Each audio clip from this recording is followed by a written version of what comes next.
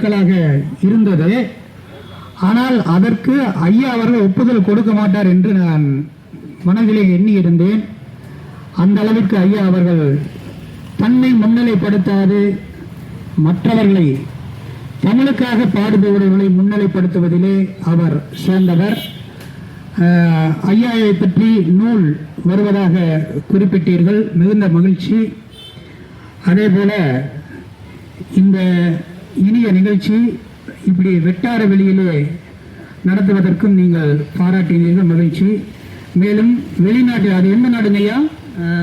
தமிழ் மட்டும் பேசுகிற குடும்பம் அமெரிக்கா. அந்த குடும்பம் இந்தியா வந்தால் நீங்கள் நமது நிகழ்ச்சியின் போது அழைத்து வாருங்கள் அவர்களுக்கு. ஏனென்றால் இப்போ எல்லா ஆங்கிலத்தில் தான் வீட்டிலேயே எல்லாம் முழுக்க முழுக்க அப்படிப்பட்ட ஒரு சூழ்நிலையில், அது அந்நிய நாட்டில் இப்படி எனக்கு மட்டுமல்ல எல்லாருக்கும் மற்றத மகிழ்ச்சி.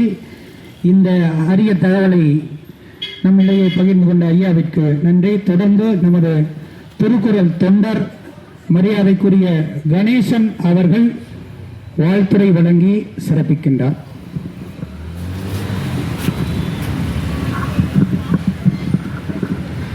வாழ்க திருக்குறள், வளர்க அறம், அறமே வாழ்க்கை. மேடையில் வீற்றிருக்கும் சான்றோர் பெருமக்களுக்கும் இங்கே குழுவிருக்கின்ற இருபால் சான்றோர் பெருமக்களுக்கும் பணிவான வணக்கம். இன்றைய பிறந்தநாள் விழா, பாரதிதாசன் ஐயாவுடைய பிறந்தநாள் விழாவில் நாம் சிந்திக்க வேண்டிய ஒரு சிந்தனை என்னவென்றால், பெண்களுக்கு கொடுக்கின்ற முக்கியத்துவம் தான். அவருடைய பாடலில் மிகச்சிறந்த வரி என்னென்றால், பெண் பிள்ளையை மண்ணில் விட்டால் மாசுபடும் என்று சொல்லி கண்ணில் வைத்து காக்க வேண்டும் என்பது அவருடைய கொள்கை. பெண் என்பவள் மண்ணில் விட்டால் மாசுபடும் என்று சொல்லி கண்ணில் வைத்து காக்க வேண்டும் என்பது பாரதிதாசன் ஐயோடைய கொள்கை. ஏனென்றால் பெண் என்பவள் இறைவனுக்கு சமமாக படைக்கப்பட்டவள். வள்ளுவர் அதைத்தான் அந்த திருக்குறளை சுட்டி காட்டுகிறார். உலகத்திலேயே பெண்ணை தெய்வம் சொன்ன ஒரே மனிதர் வள்ளுவர். ஏனென்றால் படைப்பாற்றல் சமமாக இந்த உயிரினங்கள், இந்த உலகத்தில் அனைத்து உயிர்களும், இந்த பிரபஞ்சம் இறைவனால் படைக்கப்பட்டதா இருந்தாலும் அனைத்து உயிர்களும் பெண்ணால் படைக்கப்பட்டது.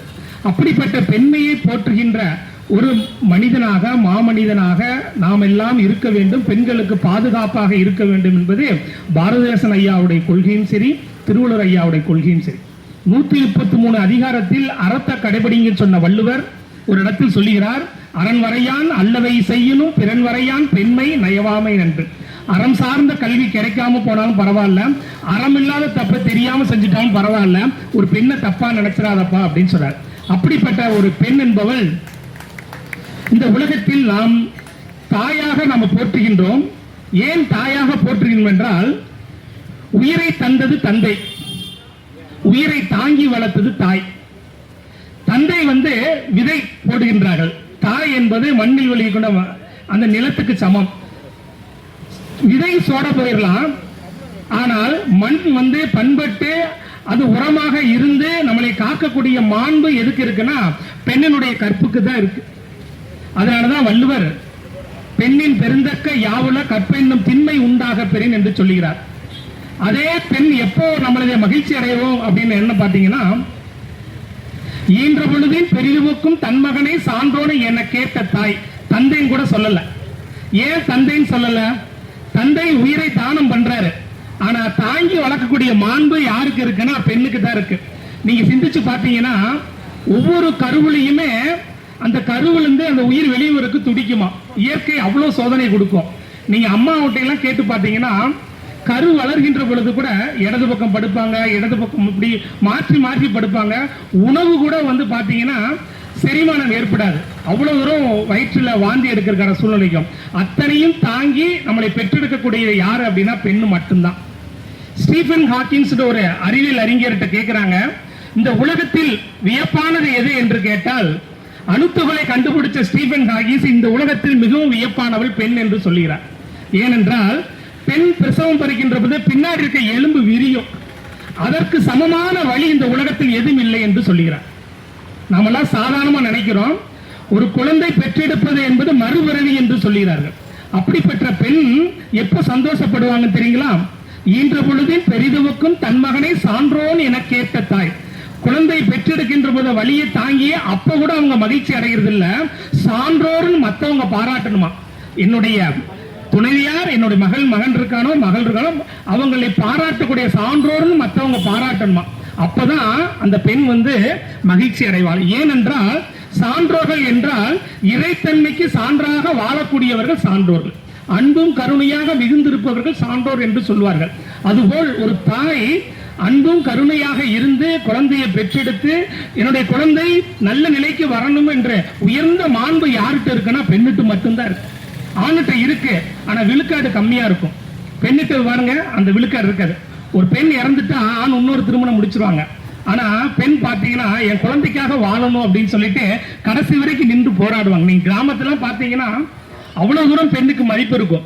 எங்க பாட்டிலாம் 100 ஆம்பளைக்கு சமம். அந்த அளவுக்கு வாழ்க்கையினுடைய ஒரு அறிவை கொடுக்கக்கூடியது என்ன பெண் மட்டும்தான்.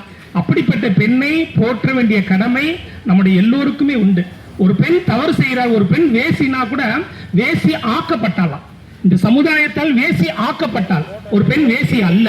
வறுமையின் காரணமாக, அறியாமையின் காரணமாக வள்ளுவர் பெண்வழி சேர வரவின் மகளிர் எல்லாத்தையும் ஆணத்தான் கண்டிக்கிறார். எப்பா ஒரு பெண் தவறா போனா கூட அவள் நல்வழிப்படுத்தி பண்படுத்த வேண்டிய கடமை ஆணுக்கு உண்டு. அவருடைய அறியாமை பயன்படுத்தி, அவருடைய ஒரு வறுமையை பயன்படுத்தி ஒரு பெண்ணுக்கு தவறு செஞ்சிடாதீங்கன்றார். அப்படி தவறு செஞ்சா என்ன நடக்கும் அப்படின்னா பகை, பாவம், அச்சம், பழி என 4 மிகவாவாம் இல்லிருப்பான். பகை வரும், அச்சம் வரும், பாவம் வரும், பழி வரும். இந்த 4ம் பெண்ணை தீண்டப்பட எண்ணத்தால் தீண்டுனா கூட இந்த பாவம் வரும்ட்டார். நம்மளா சும்மா சாதாரணமா எண்ணத்தை தானே என்றோம் அப்படின்னு நினைக்கிறோம். எண்ணத்தால் தவறு செய்தாலும் கூட எனைத்தானும் எஞ்ஞான்றும் யாருக்கும் மனத்தானும் மானம் செய்யாமை தர. எண்ணத்தால கூட ஒரு பெண்ணுக்கு தீங்கிலை கூட. நான் ஒரு பெண்ணை தப்பா நினைக்கிறேன் அப்படின்னா தெரியாது வெளியே, ஆனா 10 பேர் தப்பா நினைச்சா அந்த பெண் தானாவே தப்பா போயிடுவாளாம். அந்த பெண்ணில் வரக்கூடிய குழந்தை தவறு பண்ணா அது அத்தனை பேருக்குமே துன்பத்தை தரக்கூடியது. அப்படிப்பட்ட ஒரு பெண் என்பவள் படைப்பாற்றல் சமமாக போற்ற வேண்டிய கடமை நம் அனைவருக்கும் என்று சொல்லி இந்த பாவேந்தர் பாரதிதாசன் விழாவில் நாம் ஒரு உறுதியை எடுத்துக்கொள்ள வேண்டும் என்று கேட்டுக்கொண்டு எனக்கு வாய்ப்பளித்த உங்கள் அனைவருக்கும் நன்றி கூறி விடைபெறுகிறேன். நன்றி, வணக்கம்.